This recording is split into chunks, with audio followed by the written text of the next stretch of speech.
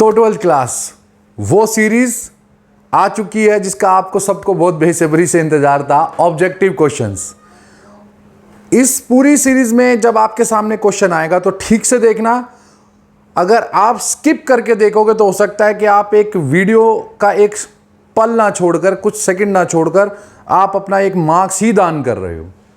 और दूसरी बात, इस वीडियो में आपके लिए एक सरप्राइज भी है, बहुत अच्छा सरप्राइज है जो आपको इस वीडियो में मिलेगा। इसलिए इसे ठीक से अच्छी तरह से देखना, पूरा देखना, ताकि आपको वो सरप्राइज मिल सके। और सबसे ज़रूरी बात यह भी है कि सिर्फ क्वेश्चन पढ़ने के बाद मैं 1 से 2 सेकंड का गैप लूंगा। आपका आंसर उसके बीच में निकल जाना चाहिए आपके मुंह से, क्योंकि ज्ञान वही जो कंठस्थ हो। यहां पर जो आए सरस्वती वो ज्ञान। इसलिए वीडियो के अंदर जैसे ही मैं क्वेश्चन बोलूं, आंसर दिखाने से पहले आपका आंसर आ जाना चाहिए। तो चलिए स्टार्ट करते हैं आज का अपना वीडियो। मैं हूं विक्रांत, आप देख रहे हैं पॉलिटिकल साइंस 90+ मार्क्स।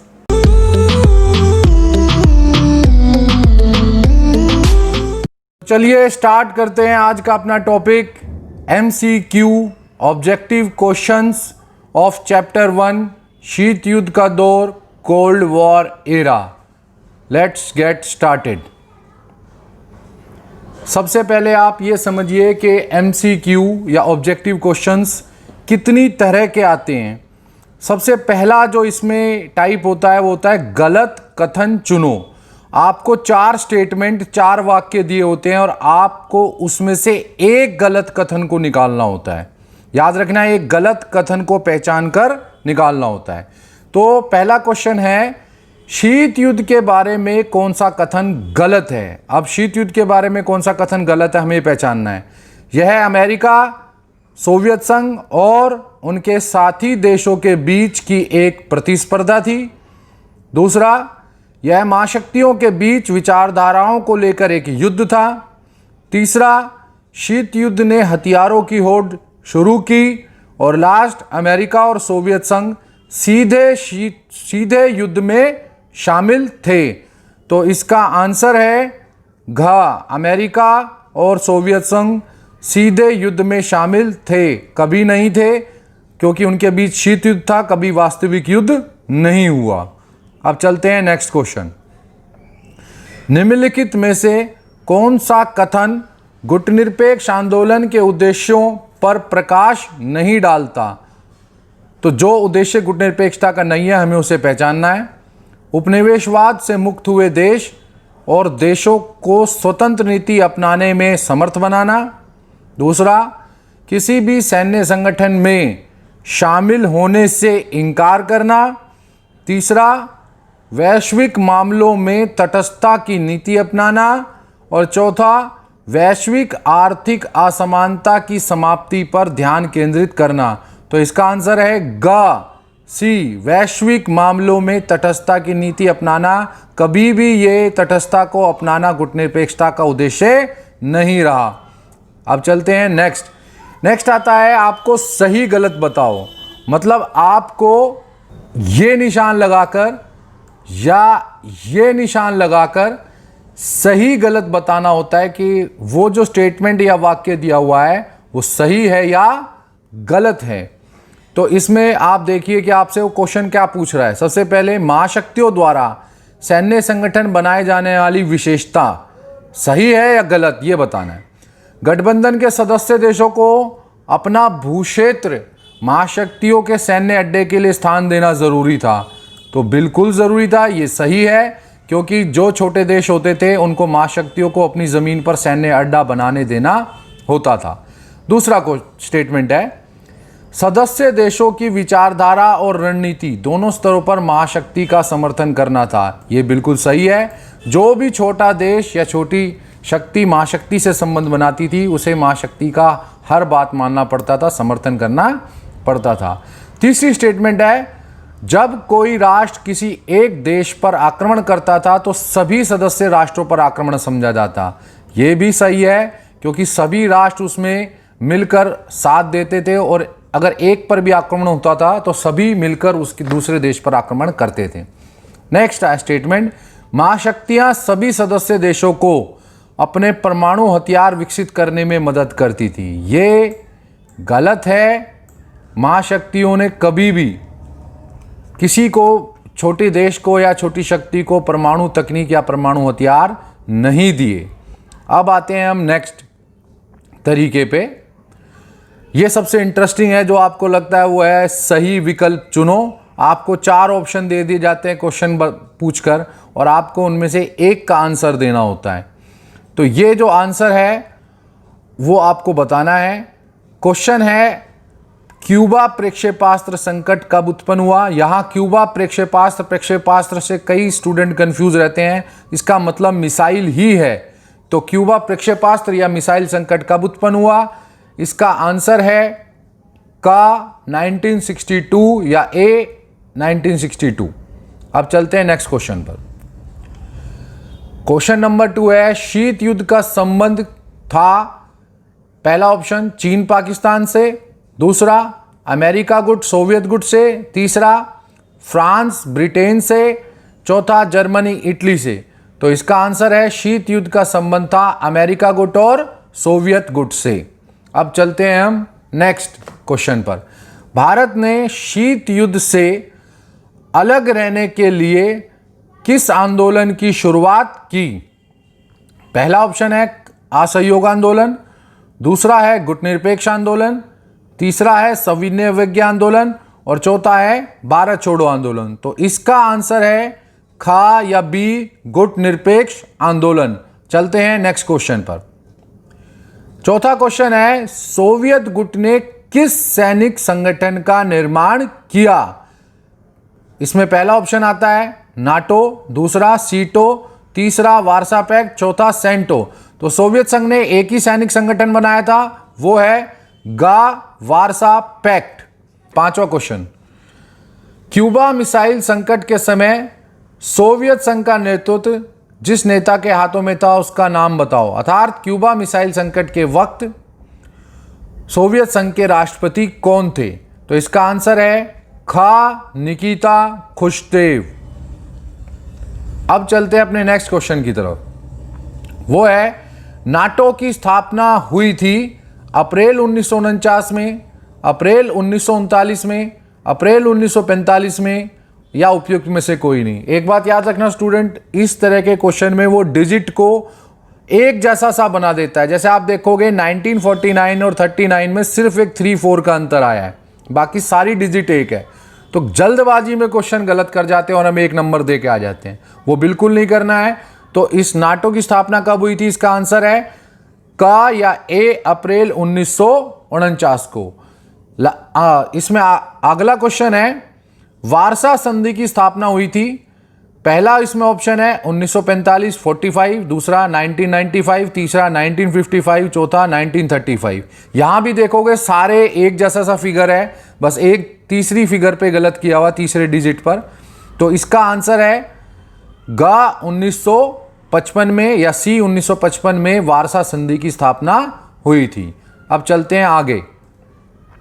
शीत युद्ध के प्रति भारत की क्या नीति थी। पहला सकारात्मक, दूसरा नकारात्मक, तीसरा ना तो सकारात्मक और ना नकारात्मक, और लास्ट है सक्रिय और हस्तक्षेप की। इसमें बड़े ध्यान से सुनना, क्योंकि सकारात्मक भी थी लेकिन इसका जो आंसर है वो है सक्रिय और हस्तक्षेप की नीति का, क्योंकि सकारात्मक उसकी फीचर था, उसकी कैरेक्टरिस्टिक थी, विशेषता, लेकिन ये कहीं भी उसका आंसर नहीं हो सकता। तो शीत युद्ध के प्रति भारत की नीति क्या थी, घ सक्रिय और हस्तक्षेप की। अब चलते हैं आगे। रिक्त स्थान भरो। नेक्स्ट हमारे टाइप जो आते हैं 1 नंबर में, वो आता है ऑब्जेक्टिव में हमें फिल इन द ब्लैंक्स भरने होते हैं। ये फिल इन द ब्लैंक्स ज्यादातर एक क्वेश्चन में 2 होते हैं और आधे आधे नंबर के 1 होते हैं। तो पहला इसमें आप देखोगे वो है, शीत युद्ध डैश और डैश तथा उनके मित्र राष्ट्रों के बीच प्रतिद्वंद्विता थी। तो अमेरिका और सोवियत संघ और उनके मित्र राष्ट्रों के बीच प्रतिद्वंद्विता थी। दूसरा, क्यूबा का मिसाइल संकट डैश द्वारा क्यूबा में डैश को तैनात करने का कारण था। तो इसका है मिसाइल संकट सोवियत संघ द्वारा क्यूबा में मिसाइलों को तैनात करने का कारण था। तीसरा, और ये बहुत इंटरेस्टिंग है क्योंकि आपको अभी तक शायद आपने पढ़ा नहीं होगा, बगदाद संधि पर वर्ष डैश में हस्ताक्षर हुए थे। तो इसका आंसर है 1955 में हस्ताक्षर हुए थे।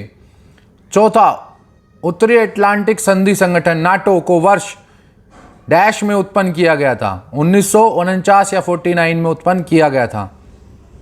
पांचवा, वर्ष डैश में जनरल गमाल अब्दुल नासिर ने ब्रिटिश ताकतों को निकाल बाहर किया था। तो वर्ष 1956 में जनरल गमाल अब्दुल नासिर ने ब्रिटिश ताकतों को निकाल बाहर किया था। अब चलते हैं आगे। अमेरिका ने जापान पर डैश और डैश नाम के परमाणु बम गिराए थे। तो अमेरिका ने लिटिल बॉय और फैट मैन नाम के परमाणु बम जापान पर गिराए थे। अब आते हैं सीधे पूछे जाने वाले प्रश्न, जिसमें आपसे वो डायरेक्ट क्वेश्चन कर रहा है और आपको उसका आंसर देना है। तो इसमें जो क्वेश्चन देख लेते हैं कैसे कैसे हैं। पहला क्वेश्चन है, एनपीटी और नाटो का विस्तार रूप लिखो। तो एनपीटी की फुल फॉर्म है परमाणु अप्रसार संधि और नाटो की फुल फॉर्म है उत्तरी अटलांटिक संधि संगठन। दूसरा क्वेश्चन है इसमें आता है, उन दो मित्र देशों का नाम बताओ जिनके मध्य शीत युद्ध हुआ। तो पहला देश अमेरिका और दूसरा सोवियत संघ। ये दोनों मैंने आपको पहले ही बताया था मित्र राष्ट्र की तरफ से एक साथ द्वितीय विश्व युद्ध में लड़े थे, लेकिन बाद में इनके मध्य ही शीत युद्ध हुआ। अब चलते हैं आगे। नेक्स्ट क्वेश्चन है, अमेरिका ने जापान के किन दो शहरों पर और कब परमाणु बम गिराए थे। तो आपको दोनों चीज पूछ ली, शहर भी पूछ लिया और तारीख और साल भी पूछ लिया। तो इसका आंसर है, अमेरिका ने हिरोशिमा पर पहला बम गिराया था 6 अगस्त 1945 या 1945 को, और दूसरा बम गिराया था नागासाकी पर 9 अगस्त 1945 को। अब चलते हैं नेक्स्ट क्वेश्चन पर। सॉल्ट और स्टार्ट का पूर्ण रूप लिखिए। आपको सॉल्ट और स्टार्ट की फुल फॉर्म बतानी है। तो सॉल्ट की फुल फॉर्म है सामरिक अस्त्र परिसीमन वार्ता। याद रखना, सॉल्ट में वार्ता है। और स्टार्ट की फुल फॉर्म है सामरिक अस्त्र कटौती संधि। तो इस वार्ता और संधि में कभी भी कंफ्यूज नहीं होना। नेक्स्ट क्वेश्चन, दो गुटनिरपेक्ष संस्थापक देश और उनके नेता। अब यहां दोनों चीज पूछ ली, आपको गुटनिरपेक्ष देश भी बताना और उनका नेता भी बताना है। तो पहला देश है भारत और उनके नेता का नाम पंडित जवाहरलाल नेहरू। दूसरा देश है मिस्र और मिस्र के नेता थे गमाल अब्दुल नासिर। अब आते हैं नेक्स्ट क्वेश्चन की तरफ। प्रथम गुटनिरपेक्ष सम्मेलन में कितने देश शामिल हुए। आपको बताना है जो पहला गुटनिरपेक्ष सम्मेलन हुआ उसमें कितने देश थे। तो और इसका आंसर है 25 देश। अब चलते हैं नेक्स्ट। तीसरी दुनिया से क्या अभिप्राय है। तीसरी दुनिया का क्या अर्थ है। तो तीसरी दुनिया से अभिप्राय या अर्थ है अल्प विकसित और विकासशील देश। मतलब जो भी विकासशील देश और अल्प विकसित देश हैं उन्हें ही तीसरी दुनिया समझा जाता है। नेक्स्ट क्वेश्चन है, एक पूर्वी गठबंधन और एक पश्चिमी गठबंधन का नाम लिखो। तो पूर्वी गठबंधन है वारसा पैक्ट जो सोवियत संघ ने बनाया था। पश्चिमी गठबंधन नाटो जो अमेरिका ने बनाया था। अब चलते हैं नेक्स्ट। प्रथम विश्व युद्ध कब से कब तक हुआ या कब से कब तक चला। तो इसका आंसर है प्रथम विश्व युद्ध 1914 से 1918 तक चला या 1914 से 1918 तक हुआ। अब चलते हैं आगे। तो 12th क्लास, अब वक्त है आपके सरप्राइज का। और आपका सरप्राइज ये है कि आप कितने भी इसमें क्वेश्चन जो कर रहे हैं हम ऑब्जेक्टिव ये कर ले, लेकिन फिर भी ऐसा लगता है कम है क्योंकि क्वेश्चन तो कहीं से भी आ सकता है। तो मैंने ऐसे भी बहुत सारे क्वेश्चन खुद बनाए हैं टॉपिक्स में से ढूंढ कर, जो कहीं नहीं होते सैम्पल पेपर या किसी और वीडियो में आपको नहीं मिलेंगे। आपको वो क्वेश्चन सॉल्व करने हैं। अब आप क्वेश्चन कैसे लेंगे। तो इस वीडियो के डिस्क्रिप्शन में मैंने एक लिंक दिया है, उस लिंक पर क्लिक करके डाउनलोड करके आप उन क्वेश्चंस को ले सकते हैं और उन क्वेश्चंस को सॉल्व करने के लिए कोई खास जरूरत नहीं है कॉपी पेन लेकर लिखने की, बस आप देख लीजिए कि कर सकते कि नहीं कर सकते। अगर आप नहीं कर पा रहे तो समझ लीजिए कि आप मेरे साथ नहीं चल रहे हैं और आपने वीडियोस ठीक से नहीं देखी है। इसलिए ज़रूर से सॉल्व करिए। अगर कोई प्रॉब्लम फिर भी आती है तो आप मुझे कमेंट बॉक्स में बता सकते हैं, मैं आपको उसका आंसर दे दूंगा। लेकिन ज़रूर से उन क्वेश्चंस को सॉल्व करिएगा, क्योंकि वो बहुत मस्ट इंपॉर्टेंट क्वेश्चंस हैं जो मैंने खुद भी बनाए और अलग अलग सैंपल पेपर से इकट्ठे किए हैं। तो ये आपका सरप्राइज, जल्दी से उन क्वेश्चंस को देख लीजिए, डाउनलोड कर लीजिए। Thank you. नेक्स्ट, और ये सबसे इंपॉर्टेंट एक तरह का टॉपिक है आपके लिए इसमें, क्योंकि गलत कथन दे देता है और आपको उसको सही करके लिखना होता है। सबसे पहले आपको पहचानना होता है कि उस कथन में गलत क्या है और फिर उस गलत कथन को सही करके लिखना होता है। तो गलत कथन और सही कथन के बीच में जो गलती है उसको पहचानना बहुत जरूरी हो जाता है। और इसमें क्या करते हैं सारे स्टूडेंट, गलत ही लिखी आते हैं रिपीट पे रिपीट, और सही लिखते ही नहीं, और इससे वो नंबर भी नहीं मिलते। तो इसमें जो क्वेश्चन बनता है, पहला देख लीजिए।